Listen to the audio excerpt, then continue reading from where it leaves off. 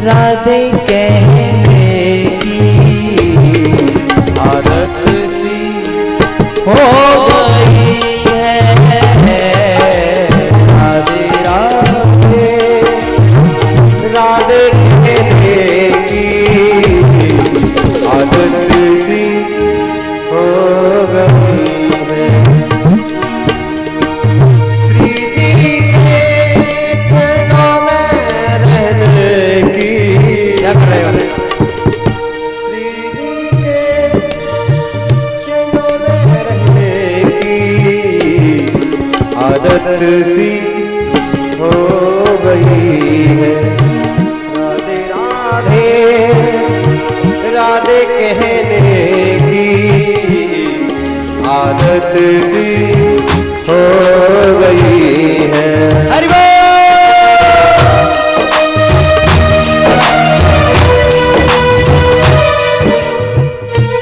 ये कोई तरीका है?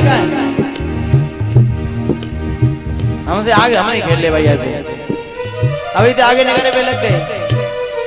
गुरु गुरु रह गए और चेला चीनी है गए हैं।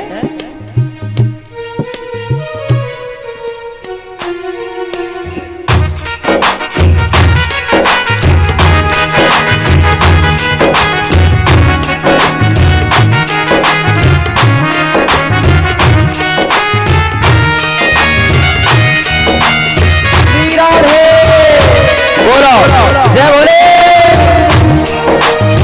जय बोले।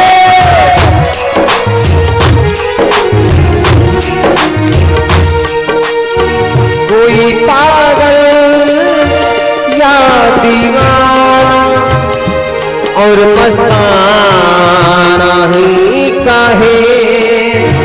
कोई पागल या दीवाना और मस्ताना ही काहे। ऐसी बातों को सहने की आदत सी हो गई है। राधे राधे जय हो श्री राधे।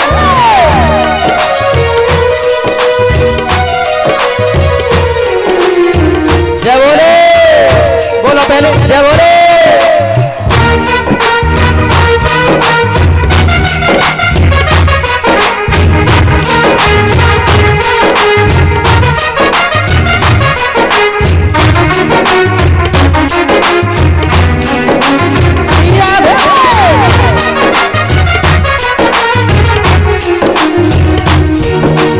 अब चाहे डुबा दो या बना दो, कोई गम भी तो नहीं। अब चाहे डुबा दो या बना दो, कोई गम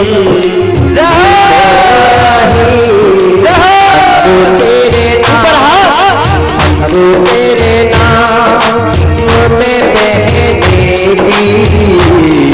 आदत सी हो गई है। राधे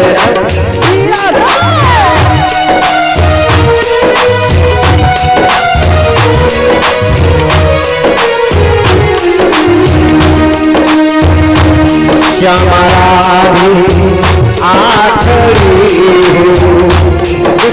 राम के सहारे। श्यामा राधे आखरी तेरे राम के सहारे। राधे राधे राधे राधे राधे राधे राधे राधे राधे राधे राधे राधे राधे राधे राधे कहने की आदत सी हो गई।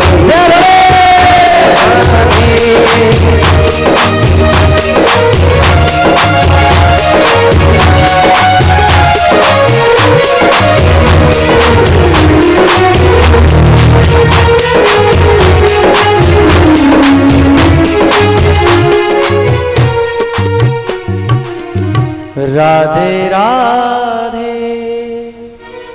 राधे कहने की आदत सी हो गई है ना, है ना। राधे राधे राधे कहने की आदत सी हो गई है। पर मुझे नहीं लगता,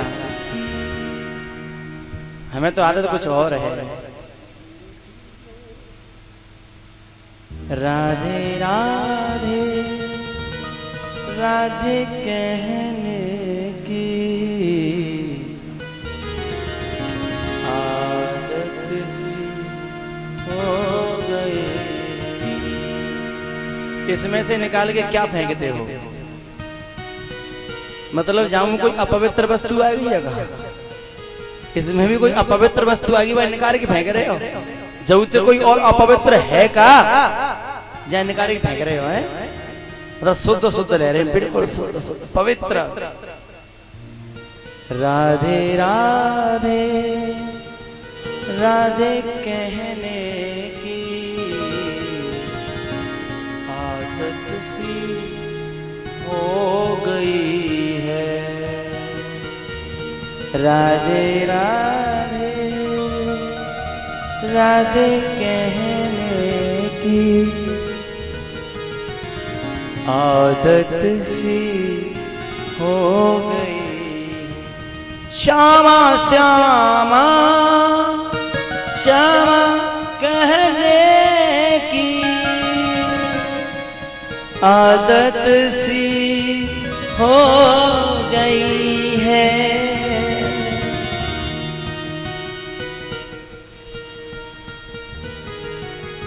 क्या कहें भैया, कहाँ तक कहें। लेकिन मैं बहुत खुश हूँ, ऐसा मत समझना। मुझे बहुत सूचना मिल गई है, नहीं जाने कितने लोगों ने बिना कहे, अभी मैंने कहा नहीं है, अभी तो मैं संकेत कर रहा हूँ। मैंने कहा तो जबरदस्ती ना करी, पर बहुत से लोगों ने बिना कहे इतना पुलंदा तो मेरे पास धरे छोड़ गए। ले बाबा तुम रोज रोज ताने देते तो ले खाओ। मैंने की मोह दे जाओ भैया, मेरे कमरा में धरी है तो पुलंदा, जेब में तो निकाल निकाल ले बाबा खाओ। मैंने कि मैं तो खा लूंगा, पर तू जीवन भर के लिए छोड़ छोड़। कोई पागल कोई दीवाना मस्ताना चाहे कहे, सारी बातें अब सहने की आदत सी हो गई है।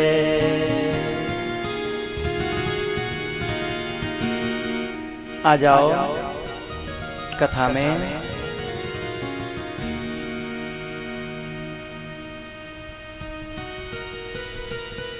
भरत जी ने अपने गुरुदेव की वाणी को बंद किया और गुरुदेव साथ लेकर के चल पड़े हैं राम से मिलने के लिए। ए भैया, गुरु तो सब लोगों के होंगे लगभग लगभग, और गुरु हमेशा यही कहते हैं कि भैया फलो फूलो, लेकिन ये आशीर्वाद संपूर्णतया सही नहीं है। समझना, ये आशीर्वाद सच्चा सदगुरु आपको दे रहा है, ठीक है, लेकिन कब तक दे रहा है ऐसा आशीर्वाद? जब तक तुम्हारे भीतर वैराग्य की आग नहीं जली है, तब तक वो ऐसा आशीर्वाद देगा कि भैया फलो फूलो, घर मकान भैंस पोइत में ठीक ठाक रहे हैं, सब इस सांसारिक सुख समृद्धि का आशीर्वाद देगा आपको। कब तक? लेकिन जब साधक ये कहेगा क्या, बिन देखे रघुनाथ पद जिय की जरन न जा। बिन देखे रघुनाथ पद जिय की जरन न जाए। गुरुदेव मुझे नहीं चाहिए ये सोना चांदी महल मकान, ये तुम्हें सुख सुविधा के आशीर्वाद दे रहे हो, मुझे नहीं चाहिए। तो बोले क्या चाहिए? मुझे तो प्रभु के दर्शन चाहिए। तो फिर गुरु भी साथ लगेगा आपके। गुरु जब तक संसार में आपको आशीर्वाद देगा जब तक तुम संसार की वासना के गुलाम हो, क्योंकि वो तुमसे बिगाड़ना नहीं चाहता, वो तुम्हारी इच्छाओं की पूर्ति करना चाहता है। लेकिन जब तुम स्वयं इस बात को जाहिर करोगे कि अब कुछ सुहाता नहीं है गुरुदेव, ये दुनिया देख ली, संसार देख लिया, अब तो बस राम दर्शन चाहिए। कागभूषणी जी क्या कहते हैं? कागभूषणी जी को हर गुरु जहां जाते हैं हर गुरु उपदेश देता है, वेदांत का, ब्रह्म ज्ञान का, कर्म योग का। लेकिन गुरु जी के पास में जाकर के कागभूषणी एक ही प्रार्थना करते हैं, सुन सुना के कि लोचन भरी बिलो के अवधेसा। गुरु जी मुझे ये उपदेश नहीं चाहिए, मुझे ये ज्ञान नहीं चाहिए।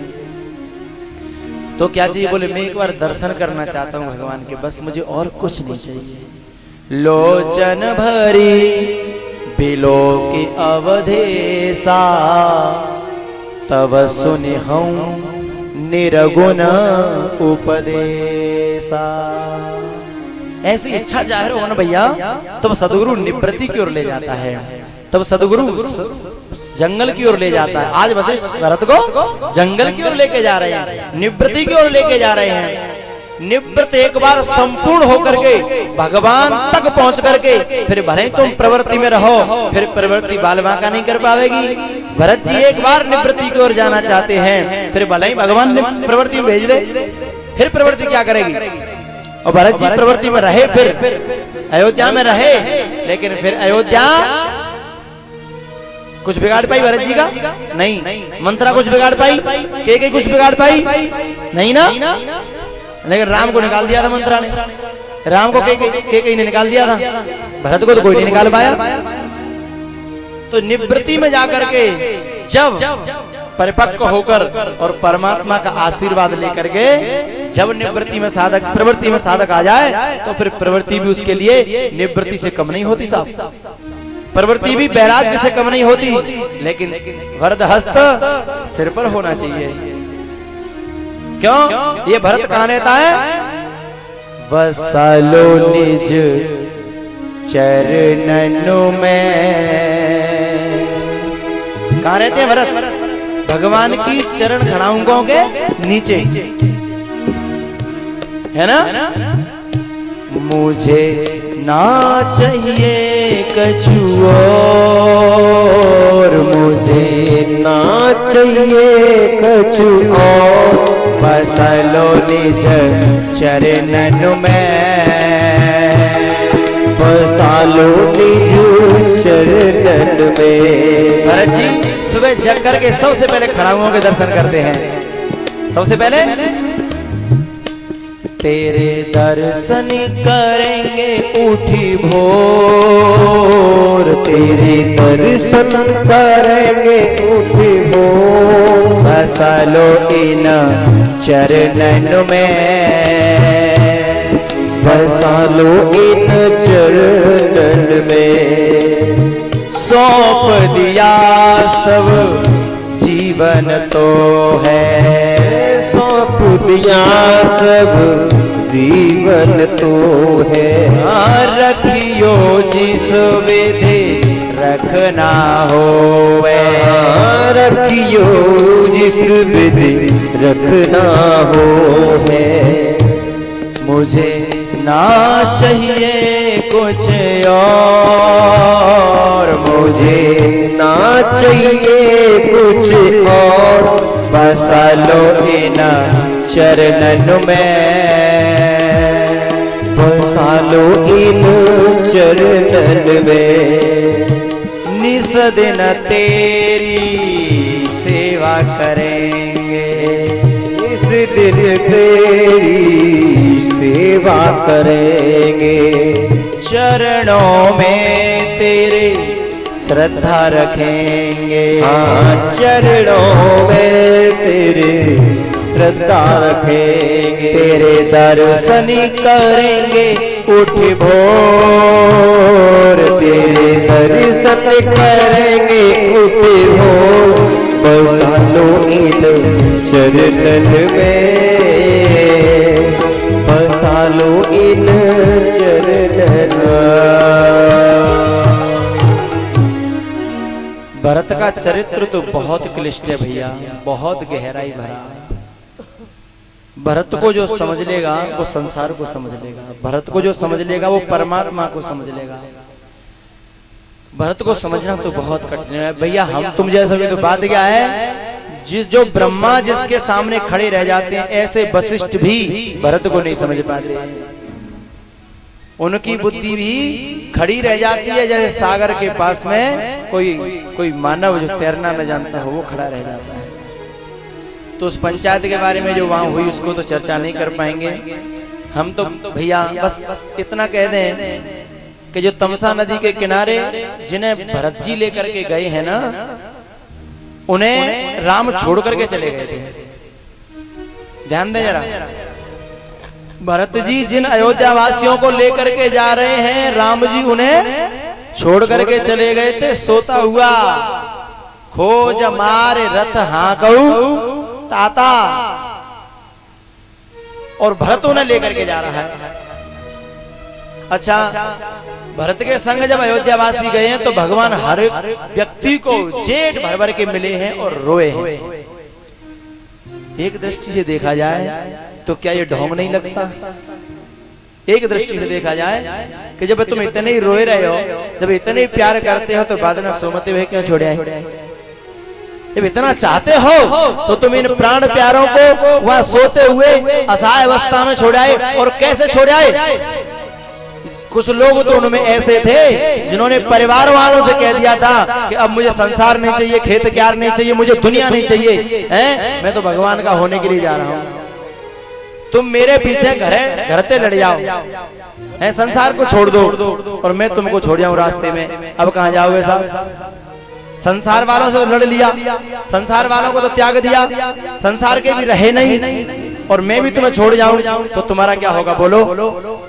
उस हालत में भगवान छोड़ करके गए उनको। लोगों ने यहां तक कह दिया कि मुझे नहीं चाहिए सब जराऊ संपत्ति सदन सुख, आग लग जाए, संपत्ति सदन सुख सुहृदम मातु पितु भाई, आग लग जाओ, लेकिन हमें भगवान के पास जाना। और ऐसी स्थिति में भगवान छोड़ गए। जरा सोचने की बात है। और फिर जब चित्रकूट पे मिले तो जेठ भर भर के मिले। कुछ साधकों ने भगवान से पूछ दिया, प्रभु तुम्हारा स्वभाव हमारी समझ में नहीं आता। कभी तो तुम 1 मिनट में रीझ जाते हो, हैं? कभी तो तुम बड़े बड़े राक्षसों पर रीझ जाते हो, और कभी कभी अपने ऐसे घनिष्ठ भक्तों को भी त्याग देते हो जो कि सिर्फ तुम्हारे भरोसे हैं। हमारी समझ में बात नहीं आती आपकी। भगवान ने तब एक बात कही, भैया उस दिन जब तुम चले थे तो तुम 3 गलतियां कर गए, तुम 3 गलतियां कर गए। और मेरा संकल्प है कि मुझे गलती बताने का अधिकार नहीं है, गलती तो केवल सदगुरु बता सकता है। तुम्हारी कमियों को सदगुरु दूर कर सकता है, परमात्मा दूर नहीं करेगा। तुम्हारी त्रुटियों को सदगुरु दूर कर सकता है, ईश्वर दूर नहीं करेगा। और तुम 3 गलती कर गए। क्या? बोले मुझसे मिलने के लिए सबसे पहली शर्त क्या है? मेरे साथ चलने के लिए, मुझसे मिलने के लिए, मुझे पाने के लिए सबसे पहली शर्त है सदगुरु का पाना। और जिस समय तुम मेरे साथ चले थे उस समय तुम्हारे साथ तुम्हारा सदगुरु नहीं था, वशिष्ठ तुम्हारे साथ नहीं थे। लेकिन आज जब चित्रकूट पर तुम आए हो तो तुम्हारे सदगुरु तुम्हारे साथ में हैं। बेनो गुरु भवने दे तरई न कोई, गुरु बिना भवने दे तरई न कोई, जो बिरंचे शंकर सम होई। समझ में आ रही है ना? तो दूसरी गलती क्या कर गए? दूसरी गलती बोले सदगुरु के साथ साथ में समाज के और जो संत है ना, उनका भी सहयोग जरूरी है। बहुत से लोग क्या होते हैं, केवल गुरु को मानेंगे और संतों को तो बिल्कुल ऐसे मानेंगे कि जो हता ही ना दुनिया, और संतों से उनका अपमान करें, बोले हमारे गुरु है जो है सो, आज तो सब वैसे भिखमंगे घूम रहे हैं। ऐसा अनादर नहीं। सदगुरु के साथ साथ संतों को भी लेकर चलना चाहिए। तो तुम्हारे पास कोई संत नहीं था, तो बोले अब कहाँ है? बोले भरत। तात भरत तुम सब विदि साधु, अब भरत तुम्हारे साथ में है, संत भी साथ में, सदगुरु साथ में। फिर तीसरी गलती क्या कर दी? तीसरी गलती ये कर दी कि परमात्मा के साथ चलने के लिए साधन को छोड़ दे और नींद को अपना ले, तो वो साधक कैसे हो सकता है? और काय के किनारे सोए तुम? तमसा नदी के किनारे। भैया ध्यान दें, जिनको नींद ज्यादा आती है उनका साधना में मन ही नहीं लगा। जिन्हें आलस्य ज्यादा आता है उन्हें साधना में मन ही नहीं लगा। जिन्हें साधना में मन लग जाता है उन्हें तो चाहने से भी नींद नहीं आती। सुखिया सब संसार है, खावे और सोवे, दुखिया दास कबीर है, जो जागे और रोवे। दुखिया दास कबीर है, जागे। कबीर को तो नींद नहीं आती साहब। मन में लागी चटपटी, कब निरखूं घनश्याम, विषय भोग निद्रा हसी, जगत प्रीति बहुभात, नारायण हरि पांचो न सुहाते। विषय भोग निद्रा हसी, जगत प्रीति बहुभात, नारायण हरि भजन में ये पांचों न सुहाते। और तुम तो तान दुपट्टा सोए थे तमसा नदी किनारे, क्योंकि नींद तमोगुण से आती है साहब, और तमसा नदी मतलब तमोगुण। तो तमोगुण के किनारे जाओगे तो फिर तो नींद आएगी।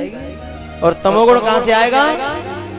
तमोगुणी वस्तुओं का प्रयोग करने से, चाहे वो आहार, तमोगुणी आहार करने से तमोगुण आएगा, तमोगुण से नींद और आलस्य आएगा, और आलस्य और नींद साधना को बर्बाद कर देंगे। इसलिए गीता में कहा, युक्ताहार विहारस्य युक्त चेष्टस्य कर्मसु युक्त स्वप्ना विबोधस्य योगो भवति दुःखः।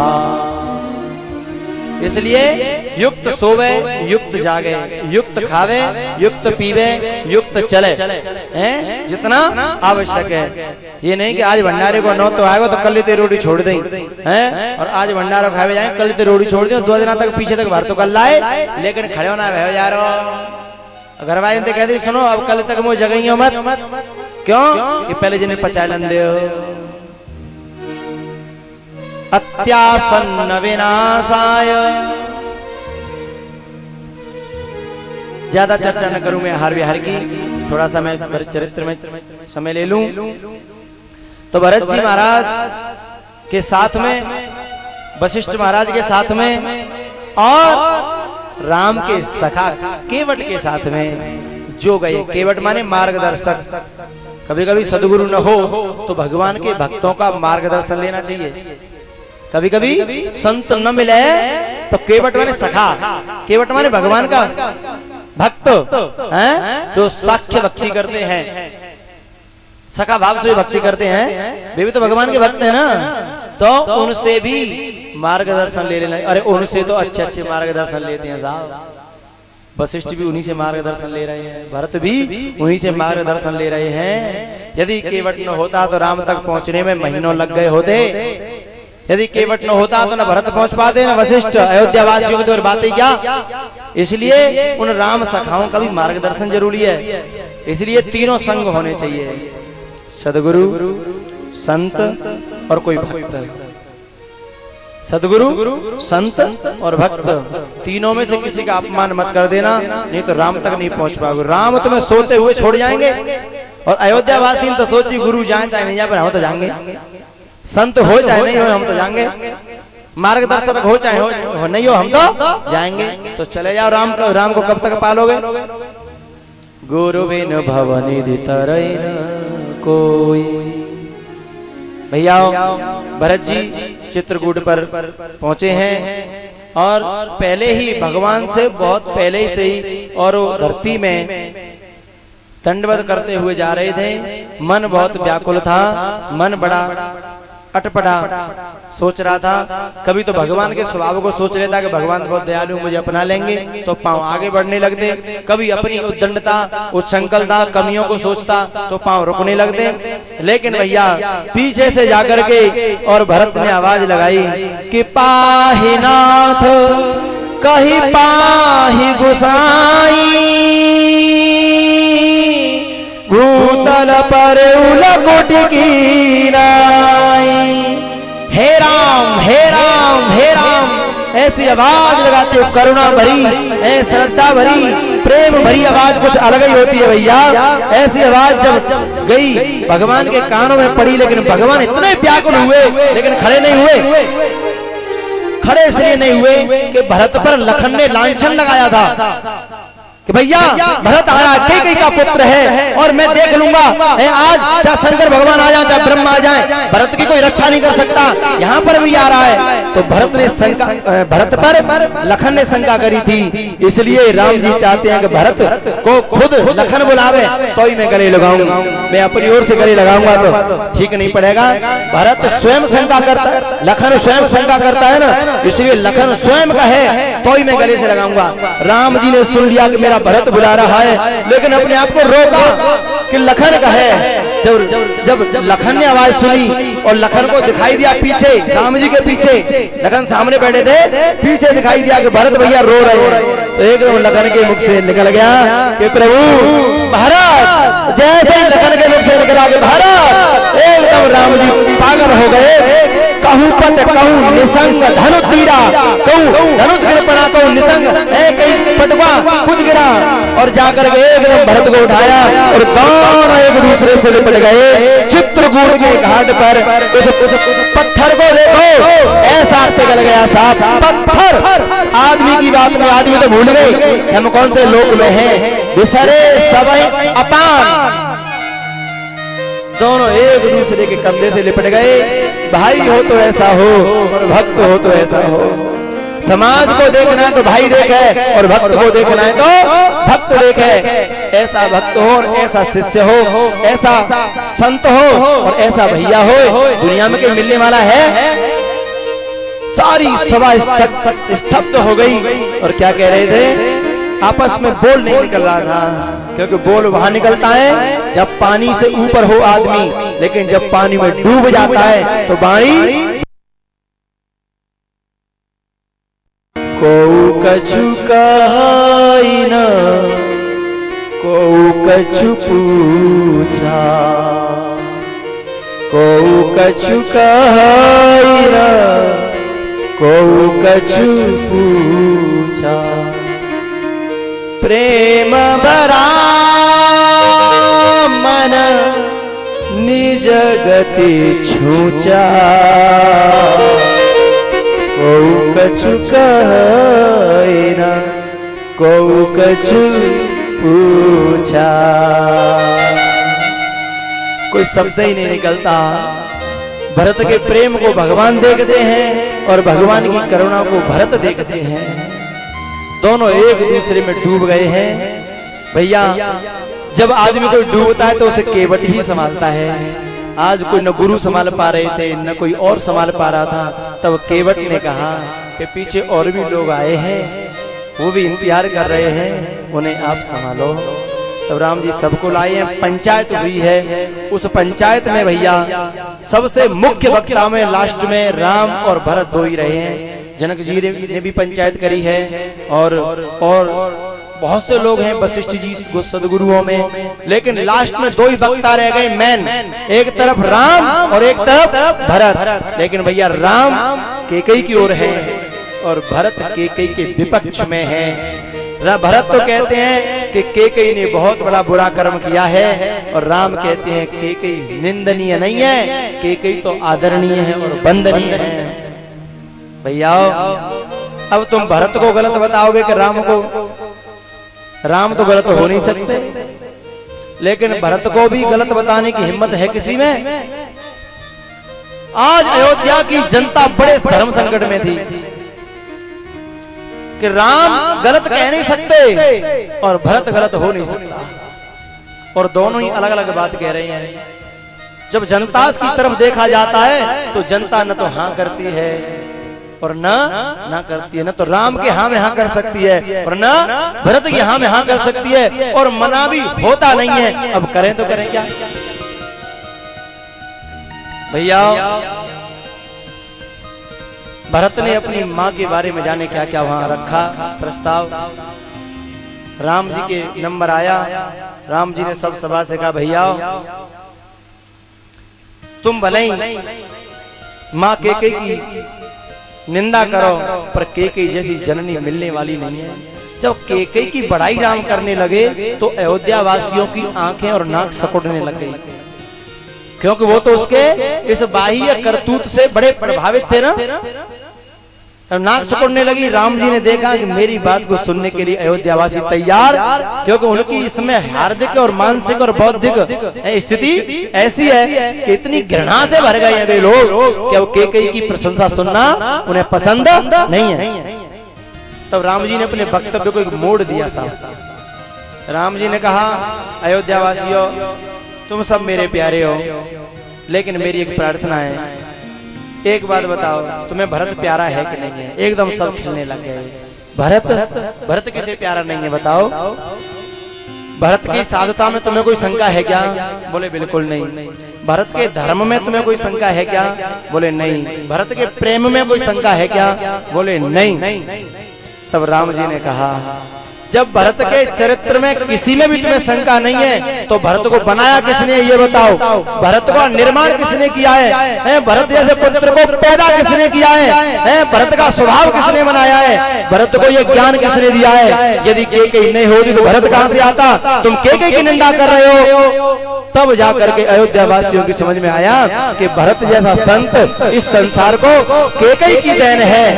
तब एकदम जनता बदल गई साहब। राम जी ने कैकेयी का पक्ष लिया, लेकिन भैया राम कैकेयी को पक्ष लेने क्योंकि राम को स्वभाव दया को है। यद्यपि सम नहीं रागन रोष, लेकिन अयोध्यावासी मान तो गए लेकिन हृदय कबूल नहीं करता साहब। राम जी ने कहा भरत जो कहेगा वो मैं तैयार हूं। सब लोगों ने समझ लिया कि अब तो राम चलेंगे, जो भरत बुलाने के लिए आए हैं। लेकिन भरत इतनी धृष्टता कैसे कर सकते थे कि जिससे मेरा स्वामी संकोच में पड़ जाए, मेरा परमात्मा संकोच में पड़ जाए। राम की तो परछाई है भरत। तो निर्णय हुआ, खड़ाऊ लेकर के भरत जी अयोध्या में आ गए और भैया पर्णकुटी अयोध्या की राजगद्दी पर खड़ाऊ रखी गई और नंदी ग्राम में भरत रहे, कुटिया बना करके, कुटिया में भी गड्ढा खोद करके और उसमें आसन लगा करके कुछ भैया ए मैया कैकेयी ने अपनी सौत कौशल्या के संग में कोई कसर ना छोड़ी। कोई कसर छोड़ी है? बाकी बहुए वनवास दे दो, बेटा वनवास दे दो, कौशल्या के संग में कोई कसर नहीं छोड़ी। लेकिन कौशल्या के मुख से कभी ऐसा नहीं निकला कि कैकेयी बुरी थी। आप कहीं नहीं बता सकते हो किसी रामायण में। कैकेयी ने जनकपुर के साथ में कोई कसर नहीं छोड़ी साहब। जनकपुर की बेटी ब्याही है चारों, एक को तो वनवास हो ही गया, लेकिन और उर्मिला भी तो वहां परेशान है, लखन को भी वनवास भेज दिया। लेकिन जनकपुर की तरफ से आप एक शब्द नहीं सुनोगे कि मुकदमा लड़ने के लिए जनक आए थे, या जनक की पत्नी सीता की मां ताना देने के लिए आई थी। एक फोन भी हुआ हो साहब। ये क्यों? क्योंकि सीता ने पहले ही एक गुप्तचरी के द्वारा ये संदेश भेज दिया था कि पिताजी मेरे जीवन के बीच में तुम कोई हस्तक्षेप मत कर देना। मेरी जीवन के बारे में मैं जय सुख दुख में काट लूंगी, लेकिन मुझे तुम्हारी मेरे घर में आवश्यकता नहीं है। मैं अपने आदमी के साथ सुखी रहूं दुखी रहूं। आजकल की बेटियां तो अपने माँ बाप में और सास ससुर में मुकदमा चलवा देती है। ने कछु बात वही फोन खड़खड़ाया कि पापा आ जाओ। वो बेटियां नहीं है, उन्हें मैं बेटी नहीं कह सकता भैया। अरे बेटी तो वो है कि कितनों भी कष्ट आ जाए और हमेशा धर्म पर टिकी रहे और कहे सुख में दुख में जैसे काट लूंगी। पिताजी मेरे नसीब को तो तुम मेट नहीं सकते हो, हैं? मेरे प्रारब्ध को तुम मेट नहीं सकते हो। अपने माँ बाप को परेशान करे, स्वभाव अपना गलत होता है, क्रियाएं अपनी गलत होती हैं, स्वयं में क्षमता नहीं होती अपने सास ससुर के दिल को जीतने की, अपने पति के मन को जीतने की, और लाती है माँ बाप के ऊपर। ऐसी बेटियां सुलक्षणी नहीं है। ऐसी बेटियां ही तो लंका को सत्यानाश करती हैं, ऐसी बेटियां ही महाभारत कराती हैं, ऐसी बेटियों ने ही इन कोर्ट कचहरियों में अपने माँ बापों को जेल के वे सलाखें दिखाई हैं। भैया सीता जी ने एक चिट्ठी तक न भेजी कि तुम जाकर के मेरा पक्ष ले लो, मना कर दिया। नहीं, जनक जी वहां चित्रकूट में तो बिना बुलाए चले गए हैं। चित्रकूट में मन नहीं माना इसलिए चले गए भैया। और केकई ने कोई कसर छोड़ी है क्या? दूसरे की कोख पे लात मारी है केकई ने साहब, दूसरे के पेट पर लात मारी है केकई ने, दूसरे के हक को छीन करके भोगों को चाहा है। लेकिन केकई का हुआ क्या है? केकई क्या हुआ? भरत जी ने तो उसी दिन संकल्प कर लिया जिस दिन ननिहाल से आए थे कि आज के बाद तू मेरी माँ नहीं है और मैं तेरा बेटा नहीं। जो घर में फूट डाले भैया भैया में फूट डाले भैया, वो कोई माँ हो सकती है क्या? माँ तो मिलाती है, माँ बिछड़ती नहीं है, माँ दूर नहीं करती, माँ दरार नहीं डालती, माँ तो बिछड़े हुओं को मिलाती है। ममता और हृदय में करुणा जिनके है वे माँ है। तू कैसी माँ है? ऐसा कहकर के भरत जी ने संकल्प कर लिया कि मैं तुझे माँ नहीं कहूंगा। तो बेटा खो गया। केकई के जीवन से खोना चाहता दूसरे के बेटा को और खो गया अपना बेटा। राजगद्दी को पाकर के हुआ, सबकी नजरों से ऐसी गिरी साहब, अब कोई दुनिया में उसका मुख देखना नहीं चाहता। अच्छा, ऐसो आराम करना चाहती थी उन गद्दाओं पे बिस्तरों पे, लेकिन अब तो उन पे इतना बुरा लगता है, इतना बुरा, क्योंकि जितने दास दासी है ना, जब भोजन परसने जाते हैं ना तो पर्दा कर लेते हैं और भोजन की थाली सरका के आते हैं। बताओ, जो जिस व्यक्ति का जिस गांव में कोई मुख नहीं देखना चाहता हो और उस गांव में रहना पड़े, कितने दिन रह लोगे? इतनी दुखी हो गई कि अब आत्महत्या करने को मन करता। सब केकई का जिन भोगों को चाहा था वे डसने लग गए, जिन सुविधाओं को चाहा था वो खाने लग गई, जिनसे सम्मान चाहा था वे बुरी बुरी गालियां देने लग गई। साहब, साईं के दरबार में बदले कहूं न जाए। आज केकई मान न सकी और क्या हुआ, अपने कहारों को लेकर के भरत के पास गई। नंदीग्राम में भरत के पास केकई जाती है। भरत जी अपनी साधना में वहां रहते थे और राजकाज भी संभालते थे। केकई को देख करके भरत खड़े तो हो गए और स्वागत सम्मान किया, प्रणाम किया, लेकिन माँ नहीं कहा। साहब, ये कहकर के नहीं बोली कि माँ। कहते हैं क्या आज्ञा है इस सेवक के लिए? इसमें राज आपका है, रानी आप हैं, आपने वही मुझे बुला लिया होता, यहाँ आपने क्यों कष्ट किया?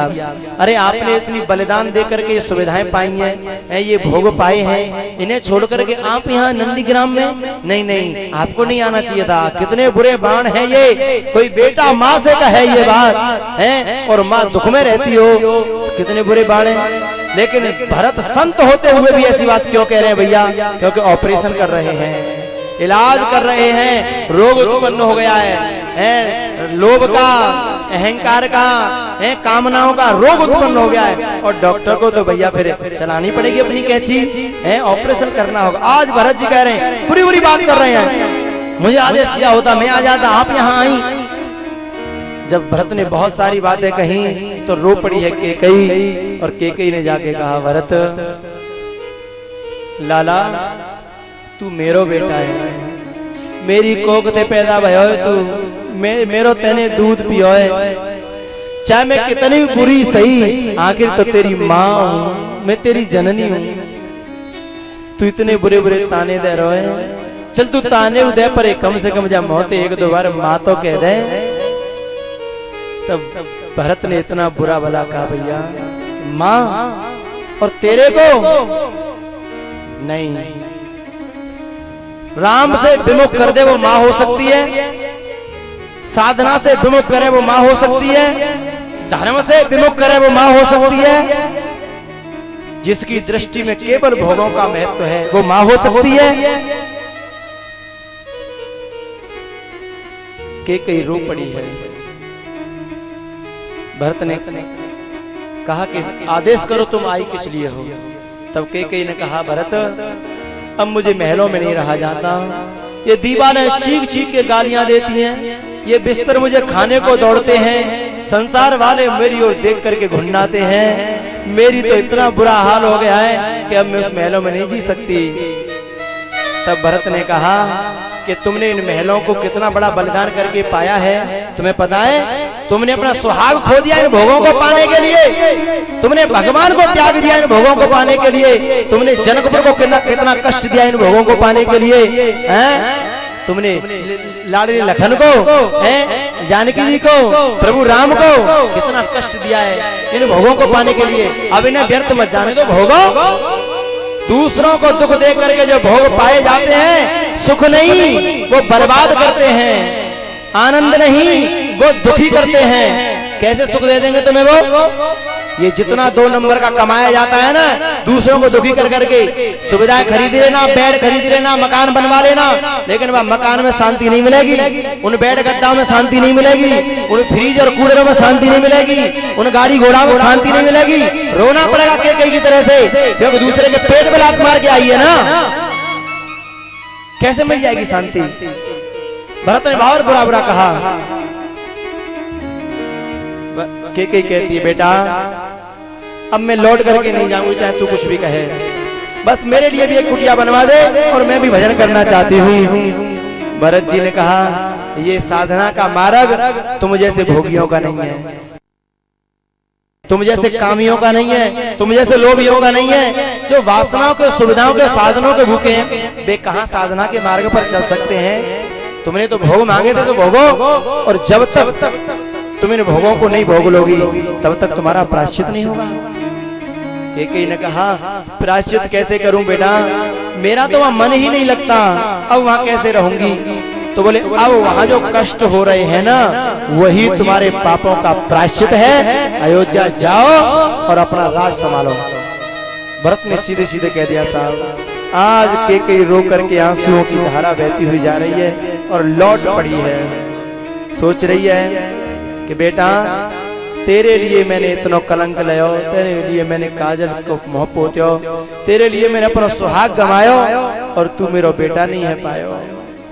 मन में सोचती चली जा रही है। भरत भी सोच रहे हैं कि हे हटीली, तेने कैसी मन में बात ठान ली कि तूने मेरे बाप की बात नहीं मानी, तूने धर्म की बात नहीं मानी, और तूने अपने हट के कारण आज ये स्थिति पैदा कर दी है।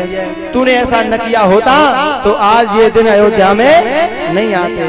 कैकेयी तो निकल गई। भरत का चिंतन देखिए साहब। हटीली तेने काठानीरी मन में, राम सिंह पेजी दहेरी बन में, राम सिंह पेजी दहेरी बन में। हटीली तेने काठानीरी मन में, राम सिंह पेजी दहेरी बन में।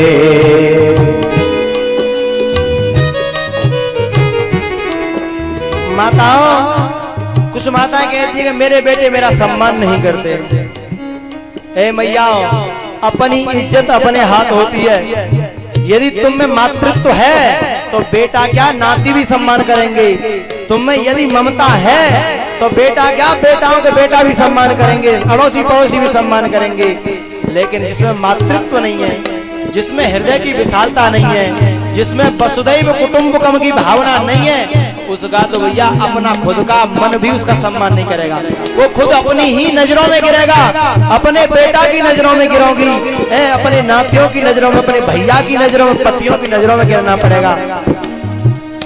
यद्यपि भरत तेरो ही जायो, यद्यपि भरत तेरो ही जायो, तेरी करनी देखे लजायो, तेरी करनी देखी लजायो।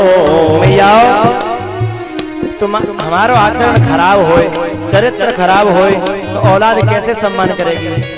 हमारे स्वभाव खराब होए तो औलाद कैसे सम्मान करेगी? तेरी करनी देखे लजायो, तेरी करनी देखी लजायो। अपनो पद तेने आप गमायो, अपनो पद तेने आप गमायो। भरत की नजरन में राम सिया भेजे तेरी बन में, राम सिया भेजे तेरी बन में। भरत जी का चिंतन देखिए साहब, अपनी कुटिया में बैठे बैठे सोच रहे हैं, अरे कैकेयी तू तो महल में बैठी है, पर सोच तेरे कारण किसी माँ के पूत कहाँ घूम रहे होंगे, तेरे कारण किसी माँ की बेटी कहाँ घूम रही होगी, किस तेरे कारण उन पे क्या गुजर रही होगी। जरा सोच। जंगलों में महल छोड़ी वहाँ नहरी मढ़ैया, महल छोड़ वहाँ नहरी मढ़ैया। सिय सुकुमारे संग दो भैया, सिय सुकुमार संग दो भैया। वृक्ष तरह भीगत होंगे, ये भी तो मना कर दिया है कि गांव में मत जाना, नगर में मत जाना, किसी के घर में मत जाना। बिजली तड़केगी तो तू तो घर में घुस जाएगी, बादल गरजेगा, तूफान आवेगा, बुरे बुरे बरसाएं होंगी, ओले पड़ेंगे, तू तो महलों में घुस जाएगी। लेकिन जरा सोचा वे कहाँ रहेंगे? तूने तो नगर में भी घुसना बंद कर दिया। वृक्ष तर भीगत होंगे, तीनों मेहन में राम सिया भेज मन में, राम सिया भेज दैनी मन में। हठीली तेने काठानी मन में राम सिया भेज दैरी बन में, राम सिया भेज दैरी बन में। उस माँ का हाल क्या है? बेचारी कौशल्या है ना, सुबह से ऊपर चढ़ जाती है, पागल हो गई है, छत पे चढ़ जाती है और कौआओं को बुलाती है, एक कौआ हो, अरे सब कागा हो, मैं प्रार्थना कर रही हूँ हाथ जोड़ के, मेरी मुर्गेली पे आओ और नेक तो बोलो। क्योंकि भैया माताएं सगुन बनाती हैं कि यदि मुर्गेली पे छाने पे अपने आंगन में कोई कौआ बोले तो कोई आता है ना कि आज तो मेरे आंगन में काग बोल रहा है, कोई न कोई आ रहा होगा। और कौशल्या का तो राम ही तो आने वाला है। बोले काग मेरो राम कब आवेगो, बोल बोल काग मेरो राम कब आवेगो। मोसी दुखियारी को भाग खोले जावे गो। मोसी दुखियारी को भाग खुल जावे गो। कब आओगे राम तुम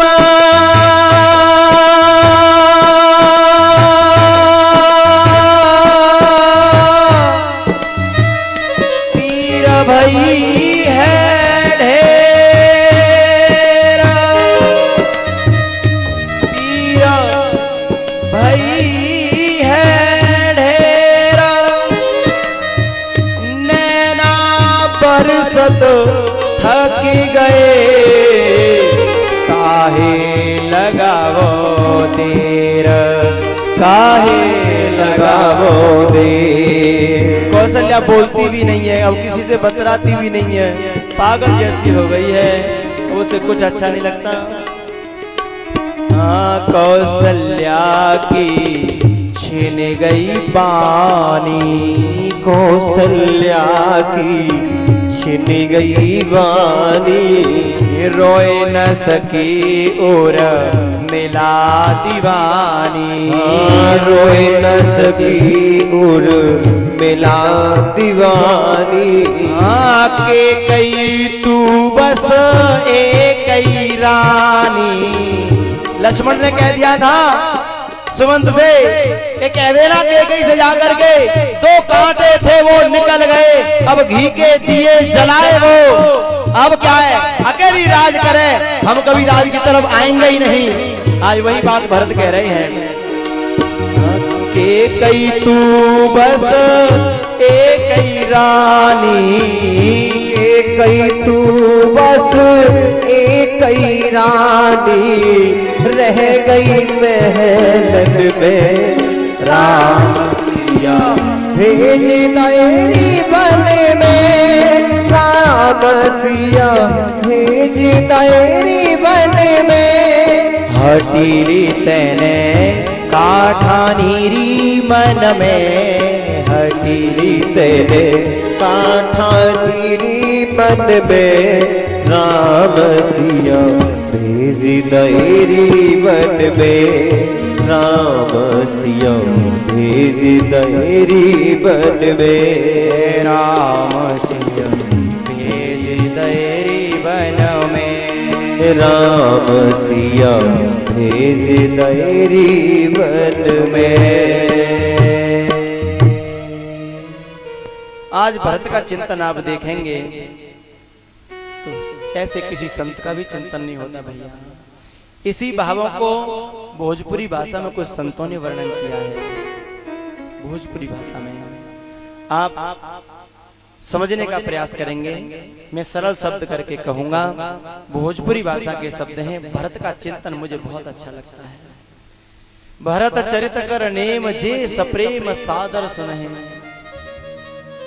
जे सप्रेम सादर सुनहि, होय राम पद प्रेम अवश्य होय भव रस बिरत। भैया भगवान राम किस प्रकार से वन में रहते होंगे, भोजपुरी संतों ने, मुझे भाषा बहुत अच्छी लगती है, उस भाषा के कुछ शब्द हैं, ध्यान से सुनेंगे। गोड़वा चुभी चुभी काटा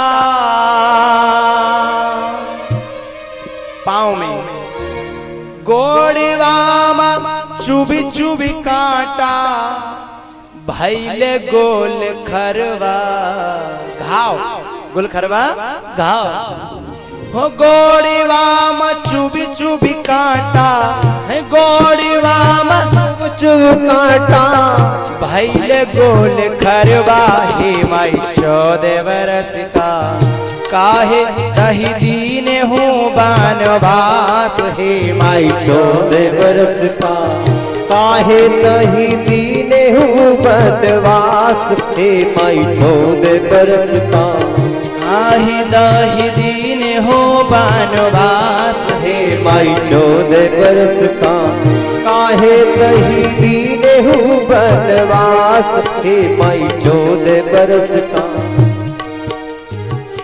जौन गुड़वा जान की के छूटेला महावर नाही जौन गुण बजान की के।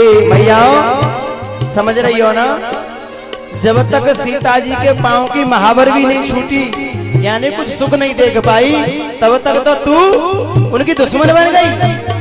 जौन गुड़वा जान की के छूटेला महावर नाही, गुड़वा जान की के छूटेला महावर नाही। लगे लगे के धूर माटी, लगे लगे के धूर माटी, फाटेला पवन में विवाही। लगे लगे के धूल माटी, फाटेला पवन में विवाही। शीत घाम सही सही उनकी, शीत घाम सही सही उनकी। है कभी धूप में, कभी लू चलती होंगी, कभी कैसा शरीर कैसे हो गए होंगे, पीले पड़ गए होंगे, काले पड़ गए होंगे।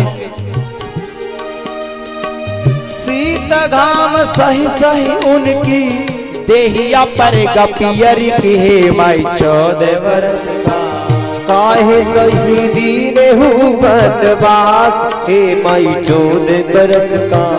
काहे कहीं दीन हूँ बनवास, हे माई 14 बरस का। देहिया पे गेरुआ कैसे तापस वेश विशेष उदासी है, गेरुआ वस्त्र पहना दे राज वस्त्र पहनने वाली को। हाँ देहिया पे गेरुआ वस्त्र बहुआ टूक टूक हुई गे।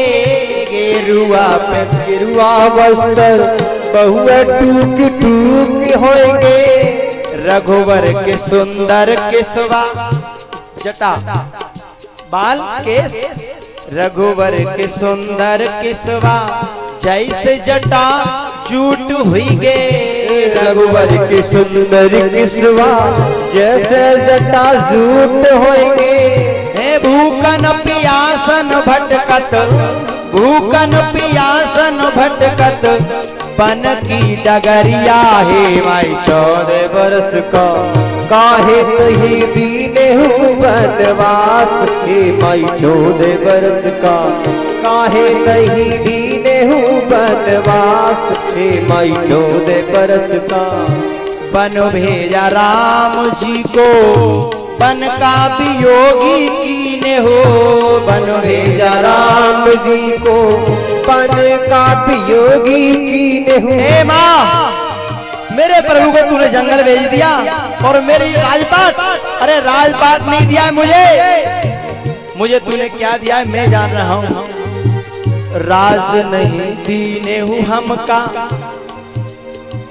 राज नहीं दीने हूँ हमका, जियरवा का रोग दीने हूँ। राज नहीं दीने हूँ हमका, जियरवा का रोग दीने हूँ। तो हरे कारणवा हमका, तेरे कारण आज सब मुझे थूक रहे हैं। तो हरे कारणवा हमका, थूके सब नगर। काहे कहीं दीने हूँ बनवास, हे माई 14 बरस का। गोड़वा में चुभ चुभ काटा, गोड़वा में चुभ चुभ काटा। आ भैले गो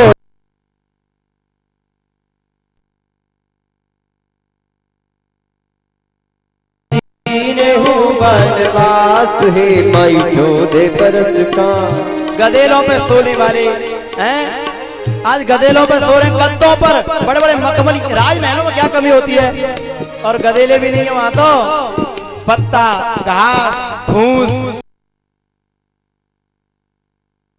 सोते होंगे।